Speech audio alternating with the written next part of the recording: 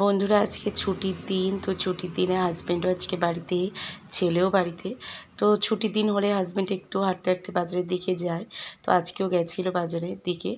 বাজার যদিও বা ছিল, কিন্তু তবুও আজকে বাজারের দিকে গিয়ে একটু নিয়ে এসছে মাটন। তো সেই মাটনটাই আজকে রান্না করছি। সর্ষে তেল গরম করে বড় বড় সাইজের আলু কেটে আমি এখানে ভাজতে বসিয়ে দিয়েছি। আর ইদানিং কিন্তু মশার ধূপ জ্বালিয়ে রান্না করতে হচ্ছে। গ্যাসের সাইডে মশার ধূপ আমি দিয়ে দিয়েছি, কারণ এখন না প্রচুর মশা হয়েছে। শীতকালে এতটা থাকে না, গরম পড়লে একটুখানি, যেদিন একটু বেশি গরম হয় সেই দিনে একটুখানি এরকম সমস্যা হয়।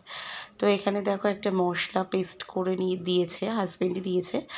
তো মশলার ভিতরে আজকে সমস্ত কিছু দিয়ে দিয়েছে, গরম মশলা থেকে শুরু করে পেঁয়াজ, রসুন, আদা, মানে যা যা লাগে আর কি সমস্ত মশলা একসঙ্গে পেস্ট করে দিয়েছে। এই জন্য গরম মশলাটা আজকে আর লাস্টে না, একদম একবারই দিয়ে রান্না করছি। তো এটাও খেতে একটু অন্যরকমই হয় আর কি, যেহেতু আমরা পাটপাট করে মশলা দিয়ে রান্না করি। তো আজকে গরম মশলা সব একবারেই দিয়ে রান্না করে দেখলাম, এটাও কিন্তু খারাপ হয় না, এটা একটা অন্যরকম ফ্লেভার আসে প্রথম থেকে রান্না করলে। তো ভালো করে মশলার সঙ্গে মাটনটাকে কষিয়ে নিয়েছি, আর এটা দেশি মাটন ছিল। তো ভালো করে কষে নিয়েছি, আর তেলটাও কিন্তু ছাড়তে শুরু করেছে। আর আজকে যেহেতু এখন গরমের দিন, তো হালকা পাতলাই রান্না করব। তো এখানে বড় বড় আলু দিয়ে মাটনের হালকা ঝোল রান্না হচ্ছে। আর সামনেই তো পয়লা বৈশাখ।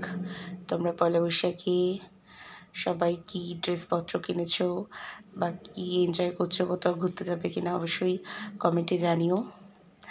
আমাদের কিন্তু ঘোরাটোরা কোনো কিছু নেই, বর্তমানে কোথাও যাচ্ছি না। তো এরপরে আজকে একটু ঘি দিয়ে দিলাম। তো মাটনটা একটু অন্যরকমভাবেই আজকে রান্না করলাম, সচরাচর ঘি পড়ে না, কিন্তু আজকে ঘি দিয়েছি। আর তার বদলে আজকে টমেটো দিইনি, উইদাউট টমেটোতে আমি ঘি দিয়ে রান্না করলাম, একদমই হালকা মাটনের ঝোল।